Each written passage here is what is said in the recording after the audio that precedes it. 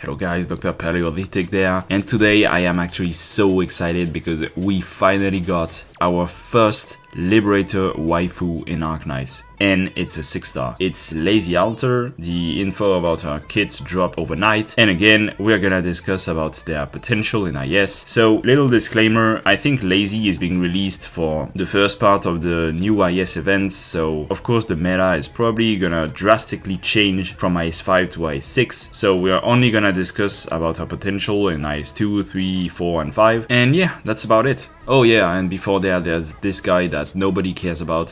So this is the new 5-star medic record keeper, so he's a single target medic, so huge shout out to another Modzi on Reddit for giving us his kit. So trait is restores the HP of allies, obviously. Talent 1 is record keeper, recovers SP and increases attack speed for a few seconds when an operator within attack range activates a skill. This is actually a very good talent because increasing attack speed for a single target medic is actually pretty decent, and whenever an operator within attack range activates his skill means whenever an operator like Cruz, who has basically no SP cost, activates his skill, it's gonna activate this talent, so it's pretty good. Skill 1, next attack recovers HP as a certain percentage of attack and heals one extra target, can store charges. I think there's already a medic that has this kind of skill. I think it's Mur. Nothing really impressive, so let's take a look at the skill 2. Skill 2, attack increases, grants operators a buff after healing them that lasts for a few seconds. Operators with the buff recover a certain amount of HP each time after receiving attack. So it's kind of like Gabriel's skill, but instead of recovering HP over time, it recovers HP every time they receive an attack. Of course, it depends on the healing received, but it's just a pure healer. We're in 2025 and they're still releasing pure healer. Like, there's absolutely no way this guy is going to be used. There's 1 billion other options, even among free-to-play units. Like, why not play Touye over this guy? Why not play Honeyberry over this guy, for example? Why not play Rose Salt over this guy, for example? Yeah, I can't really see this guy being played at all. Like, it's a pure healer in 2025. It's like this guy has a kit that could have been released like 5 years ago. I don't understand, but okay, sure. Anyway, so here's the main course, Leizi the Thunderbringer. So we have a showcase PV, and I'm gonna show you all of his skills whenever I read them. But first, let's read the talents, and these are very interesting talents. So talent 1 is Leizi takes off, already very interesting, when skill is not active. Each time in a range has a chance to be struck by thunder each second, causing arts damage. Leizi has attack increase when skill is active. So Leizi takes off. This is the exact wording of Sky Rangers. So that means whenever a skill is not active, she's actually pretty much invincible. Like, there's pretty much nothing that can hit a Sky Ranger that is taking off except flying enemies and some very specific mechanics. Each time in a range has a chance to be struck by thunder. This is actually a bit annoying because, well, this is very random, as you can see in the video. 斯廷惊蛰未开启技能时起飞，开启技能时攻击力提升。 As you can see there, the tie was struck and, well, there was nobody there, so it's basically meaningless. It could be interesting-ish if there's a lot of enemies in her range. Also, I'm not sure if she can hit range ties. If she can't, it can be pretty much mitigated. Also because, as you will see later, her S1 and her S2 actually have wide AoE around her range. So if you're playing with S1 or S2, this can pretty much be mitigated, I assume. But otherwise, it's weird-ass talent, I would say.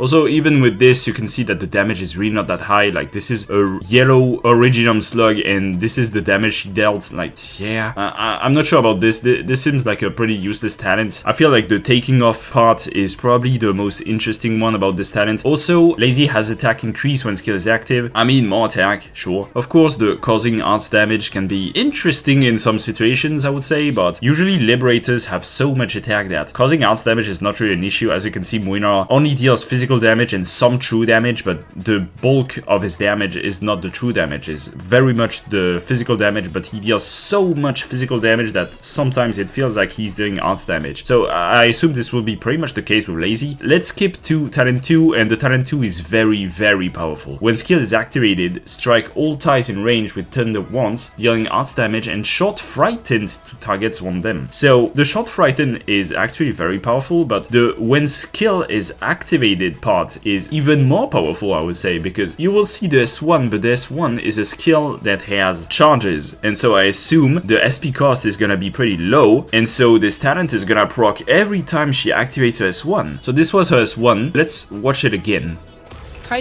So she stops taking off for the duration of the skill, which is like not even a second. So she can block for around a second, I would say, which is actually very interesting because sometimes you actually want only 1 second block. So that's pretty cool. And the range is actually a cross around her, so very interesting. 攻击力的效果保。 You can see that she was able to block this guy, and the damage she deals is actually crazy, like 6,000 damage thanks to the talent. And here she dodged the explosion because, well, she's taking off again. In my opinion, this is actually a very, very powerful skill. A skill that has charges, that deals damage to a pretty wide range, and activates her talent 2 every time she activates the skill. I wouldn't say that's a bad skill, which is actually pretty interesting because Muina has that only S3 syndrome. That means that there's only one skill that is good on Muina, and that's his S3. Nobody uses his S1, and while his S2 is good, there's absolutely no reason to use it over his S3. So in the case of Leizi, I would say that's actually wrong, because I feel like all of her skills are actually pretty good. So the only thing missing here is how much SP this skill costs, but I would say since it's a skill with charges, the maximum SP cost would probably be like 12. It's a pretty spammable skill that deals like 5 to 6,000 damage. It's not bad, it's not bad at all. I feel like this is actually a very, very good skill. On to her S2, which is actually probably the most interesting skill, I would say. S2, range extends to as far as 3 tiles following the ground ties, deals percentage attack as physical damage to up to 4 targets. During skill, each turn the strike further increases Leizi's attack, stacked to a limit. So every time she deals damage during her S2, she increases her own attack, which is already a very good effect. 开启技能后， Nuclear Bomb. 斯廷惊蛰的攻击范围会在地面地块扩展至最远3格距离，并按照扩展后的攻击范围触发第2天赋的落雷。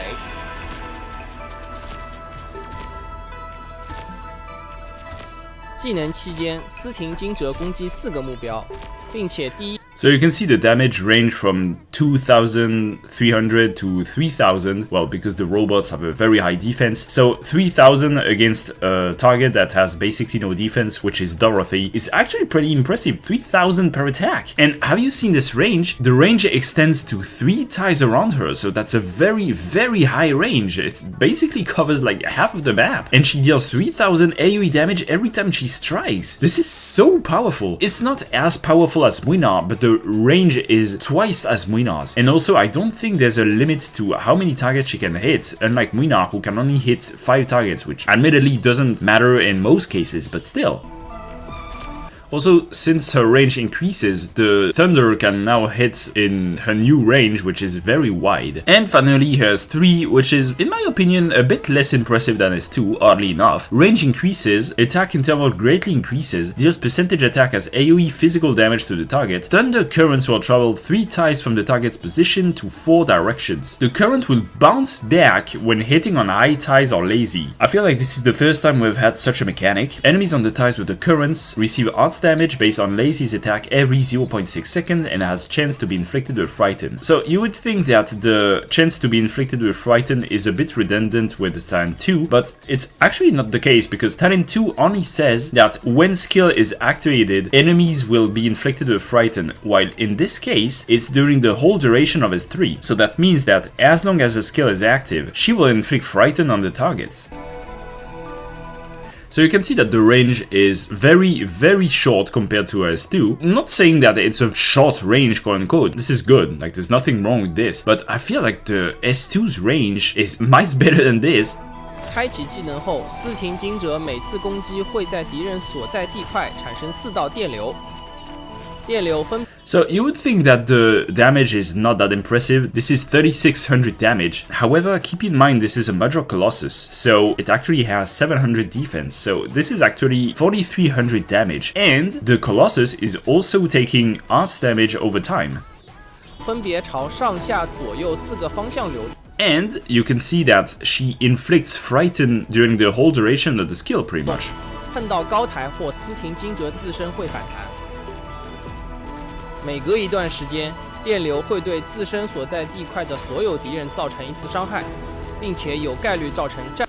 So I'm not sure how good this is. Obviously you would have to try in the game, right? But in my opinion, this is a very much utility oriented skill because one, you deal arts damage, so it's more useful against enemies that have very high defense, and two, she inflicts frighten during the whole duration. But for a general purpose skill, I would say the S2 is much better. I'm not sure about this S3, maybe this S3 is probably fine, I'm not sure. But like the S2 and even the S1 seem actually more interesting to me, I'm not sure. So this was it for the showcase. So what do I think about this unit? I feel like this is, first of all, a very well designed unit because all of her skills have a place to shine. If I understand that well, the S1 has an infinite range as long as it's ground tiles. So it can have some surprising uses in some maps where there's a long corridor of ground tiles in front or even behind Leizi or even on the side of her. So depending on the map, the S1 can pretty much snipe enemies that come in her range. I wouldn't say it's a bad skill. This seems like a very powerful skill to me. The S2 is probably her best skill overall, I would say, simply because the range increase, as you saw, is so enormous. And I'm not sure about the utility of S3. It's very interesting because this quote-unquote permanent frighten effect kinda reminds me of the enemy nervous impairment damage that was introduced not too long ago. It seems like Hypergriff wants to lean toward not allowing enemies to attack, which is very funny. So this is another way to do that. I'm still not sure if this is better than S2 though. As I said before, it's pretty much utility based, like you deal arts damage, you inflict frighten. If you only want to deal damage, and well, roNE is a good example that sometimes with Liberator you only want to deal damage, right? So if you only want to deal damage, the S2 is probably better. In IS currently, it's actually pretty hard to say whether she's gonna be meta or not. I mean, roNE is meta, and this seems to be like a nice alternative to him. She certainly seems to be doing less damage, but she has way more options compared to him. All of her skills seem to be usable. Her S2 has more range than roNE's S3. Her S3 has more utility than roNE's S3. So a very nice option to have. Of course, if your goal is only to burst, like with roNE's S3 for Crescent, I would say roNE is probably much better at this job. However, I would say in pretty much any other case, Leizi is much more flexible. Do you want your Liberator to be flexible? Not particularly. So that's why I can say she's better than roNE, but I also can say roNE is better than her. I would say they are both very good in their own niche. roNE in damage and Leizi in flexibility. So she's certainly gonna be meta, that's for sure. However, I wouldn't say she has one particular role besides being a good general unit. I can see her as one being able to clear a lot of enemies coming at you during the Keylon fight, for example. I can see her S2 being useful in general in most maps. The fact that the S2 has so much range and also hits in AoE is very powerful to deal with the Spines of Epoch, I would say. Again, I'm not sure about the Frighten on the S3 because a lot of mobs are now immune to Frighten, so yeah, I'm not sure about this. It's so funny seeing this S3 and think to yourself, this is the least interesting skill about her. That's weird. That's so weird. Keep in mind, this is just an early analysis and probably nothing that I'm saying right now is gonna matter, particularly since IS6 is right around the corner and, well, the meta is gonna drastically change for sure. However, roNE was meta in IS4, he was meta in IS3, he was even meta in IS5, even though there was no hand for him and there was actually not a lot of synergy for him, I would say. So there's absolutely no way Leizi is not gonna be used. Like, she's gonna be used for sure. So anyway, guys, this was my analysis for Leizi the Thunderbringer and her viability in IS, and also for that other guy that I already forgot his name. Feel free to comment about what you think about these units, leave a like, subscribe, and see you in the next video.